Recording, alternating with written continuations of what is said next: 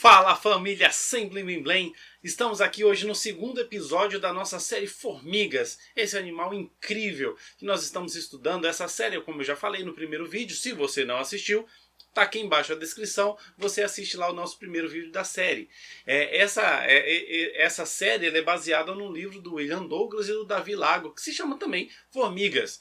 E o livro e a série é baseada num texto da Bíblia, lá de Provérbios, capítulo 6, do versículo 6 ao versículo 9, que está fazendo um chamado aí para aquela pessoa preguiçosa, aquela pessoa que já não está produzindo tanto na vida, dizendo assim, olha, observa a formiga, por exemplo, esse animalzinho aí, observa.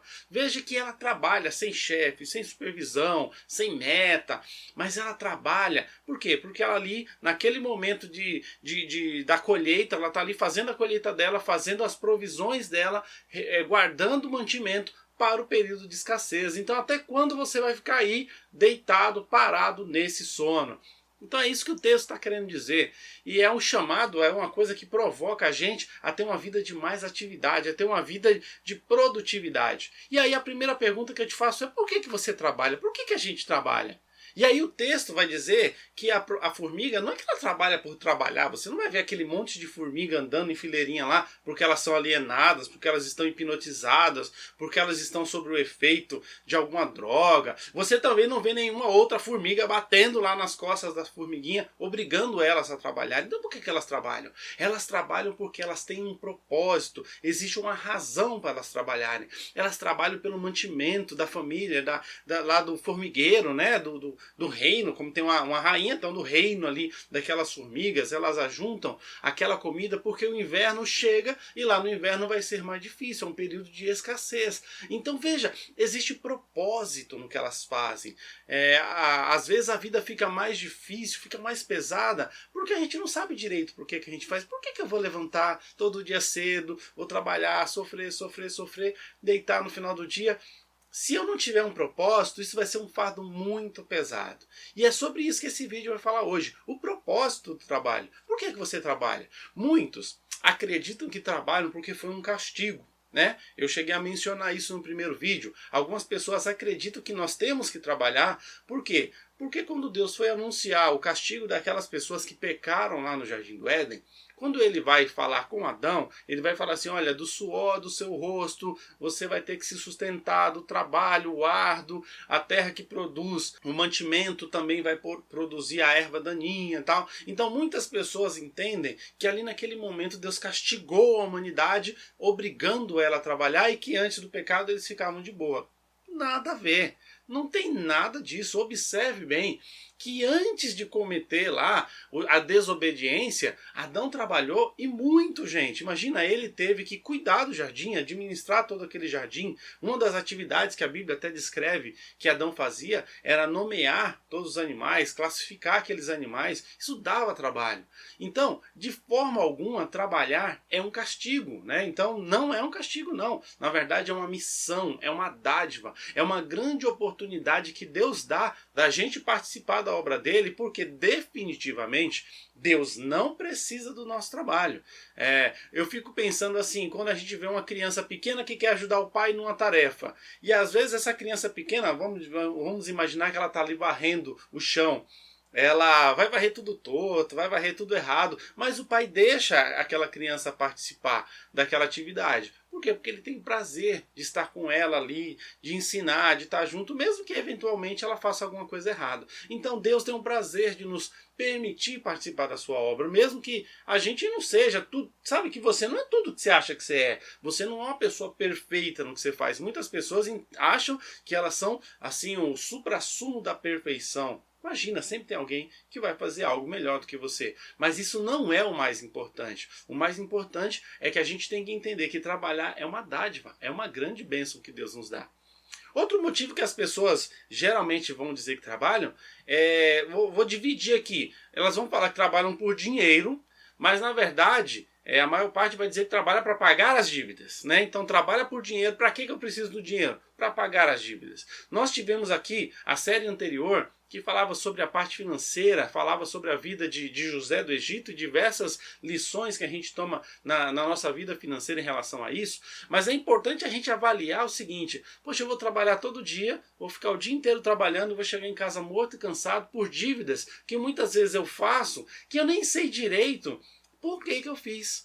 Sem contar aquelas dívidas, que é aquele dinheiro que a gente perde mesmo, que a gente nem sabe para onde está indo, com juros, com todas aquelas coisas que a própria série menciona lá, os ladrões financeiros.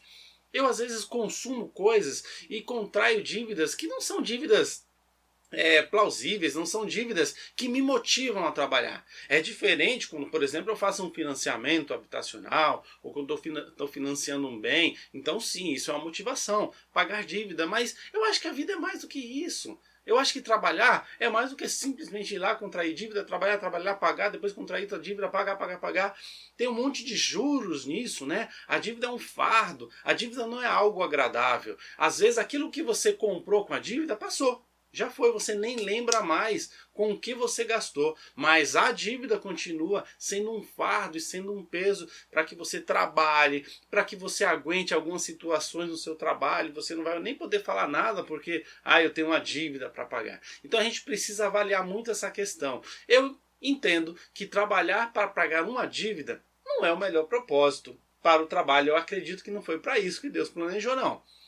Tenho ainda uma terceira visão sobre o propósito do trabalho, que é o status, que é o cargo, né? E aí dentro desse quesito eu vou até falar um pouco mais de dinheiro também. Tanto dinheiro como cargo, se você trabalha por isso, sempre vai ter mais. Sabe o que é? Vai ser uma corrida insaciável. Sabe quando você vê aquela imagem de um burrinho correndo, uma cenoura que está amarrada na frente dele, e ele cada vez mais corre, e ele nunca alcança aquela cenoura? É isso, gente. Ou como o próprio Eclesiastes fala muito, né? Correndo atrás do vento, aquela coisa que não tem fim.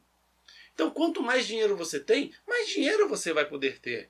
E o dinheiro, ele é um péssimo patrão, né? Então ele sempre vai te exigir mais. Então quem ganha 3 mil fala: puxa, mas se eu ganhasse 5 eu seria mais feliz. Quando ele está ganhando 5, o orçamento dele já está dentro dos 5 mil, mas agora se eu ganhasse 7, se eu ganhasse 10, 20, 30... A gente não tem, quando a gente trabalha por dinheiro, a gente não tem aquilo que Paulo fala assim: sei ter fartura, sei ter necessidade, posso todas as coisas naquele que me fortalece. Então quando a gente tem o dinheiro, as riquezas e a fortuna como nosso patrão, como nosso propósito de vida, esse propósito é insaciável e a gente nunca vai estar satisfeito. O cargo é a mesma coisa. Você trabalha num cargo, se eu fosse promovido, isso não tem fim, isso nunca vai acabar. E, na verdade, eu acho que conquistar pessoas, conquistar a felicidade com dinheiro e com cargo não é sustentável. Não é sustentável, isso passa, gente. Então, não é esse o propósito fim do trabalho. Agora, o que eu entendo? O que nós entendemos ser aquilo para o que o trabalho foi criado? Então, assim, para começo de conversa, é óbvio que ter dinheiro não tem problema nenhum, viu, gente? Então, eu quero falar, o primeiro ponto aqui do que eu acho que é o propósito correto do dinheiro é sim poder ter provisão, poder sustentar a sua família, poder comprar uma boa casa, fazer uma viagem. Eu não vejo problema nenhum nisso e isso é válido. Veja a formiga, né? Ela também trabalha para ter provisão nos momentos de escassez. Desde que você não seja escravo do dinheiro, desde que você não viva em função daquele dinheiro, mas aquele dinheiro trabalha para você, para que você possa ser generoso, ajudar outras pessoas, abençoar o reino de Deus e abençoar a sua família, aqueles que estão próximos de você. Eu não vejo problema nenhum quando o dinheiro serve a esse papel, mas não é só isso, essa não é a única função do trabalho, mas eu não posso negar que essa é uma função sim importante. E só que ao ganhar dinheiro, tem a sabedoria de administrá-lo para que ele possa ser uma provisão para o futuro, exatamente como José do Egito fez. Então, existiram pessoas que não guardaram dinheiro e José do Egito guardou. Quem não guardou, serviu aquele que guardou. Então a gente precisa ter um pouco de sabedoria para garantir a aposentadoria, para ter uma aposentadoria mais tranquila, não tem problema nenhum. Mas desde que esse não seja o maior propósito, porque eu acredito que não seja. Outro propósito que é importante é que o trabalho como eu já disse, é uma dádiva de Deus e uma oportunidade que Deus nos dá de participar da sua obra. E para esse trabalho, Deus deu a cada um de nós dons e talentos. Então acredito que o trabalho seja uma forma divina de nós exercitarmos aquilo que Deus nos deu, de talento, de habilidade, e fazermos bem, fazermos com qualidade, valorizarmos e honrarmos os dons que Deus nos deu. Muitas vezes nós aceitamos trabalhos que desonram aquilo que é nosso talento, que a gente está no lugar errado. E quando nós estamos no lugar errado, quando nós não estamos em harmonia com aquilo para o que Deus nos chamou, com aquilo para aquela missão que Deus nos deu, o trabalho não se torna sem sentido. E o que é pior, você tem um monte de talento que Deus te deu efetivamente e você não está no lugar certo, colocando esse talento a serviço do reino, a serviço de Deus, a serviço da sua família, enfim.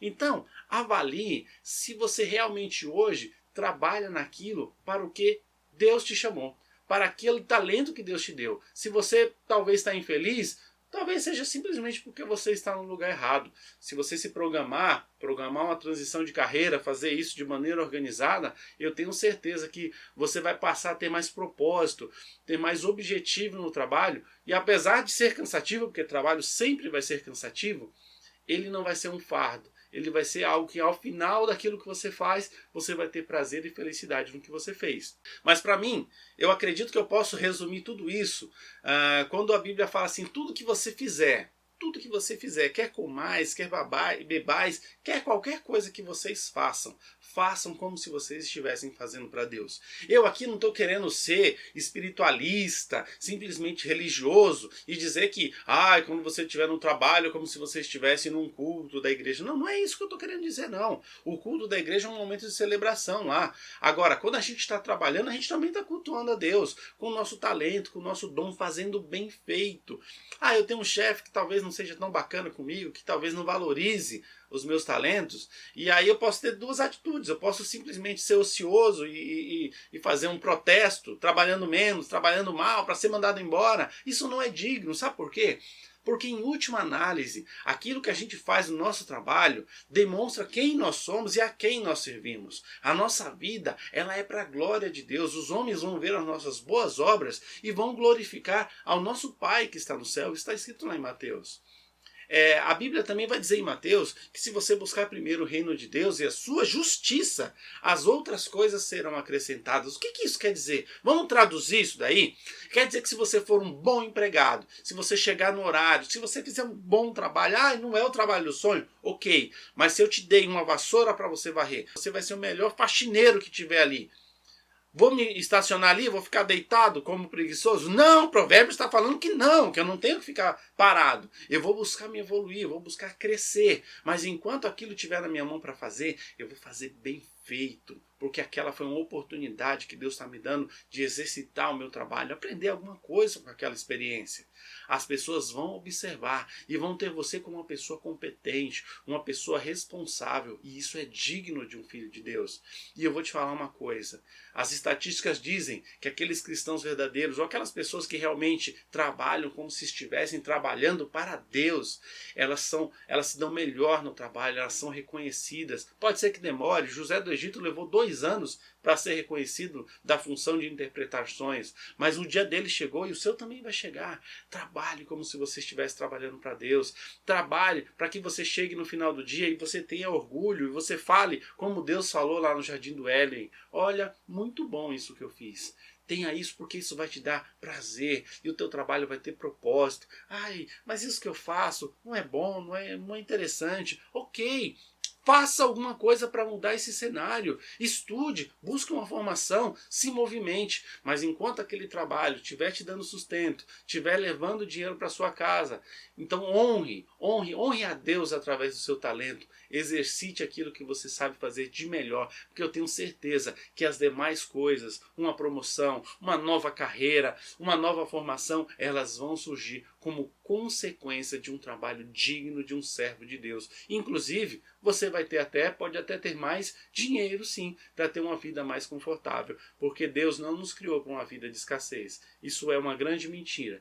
Deus nos criou para uma vida digna, mas esse não é o nosso maior propósito. Sabe por quê? que eu tenho uma boa notícia. É a nossa próxima vida. Nessa próxima vida, sim, nós seremos plenamente ricos. Nós seremos plenamente satisfeitos ao lado de Deus, nosso Pai. Mas enquanto isso, enquanto estivermos aqui, vamos vestir a camisa do nosso Senhor e fazer o nosso melhor. Ser reconhecido pelo seu chefe? Talvez. Mas o mais importante é que você vai ser reconhecido pelo nosso Deus. Esse é o canal Sem Blém Blém. Aqui é Bíblia na Prática. Se você quiser, vem com a gente. Se inscreva nesse canal, acione o sininho, dê o seu like, compartilhe esse vídeo, comente, fale com mais pessoas a respeito desse assunto, porque tem muita gente infeliz por aí. Deus não nos criou para essa tristeza não. Tá certo, gente? Um grande abraço, fique com Deus e sábado que vem tem mais. Tchau, tchau!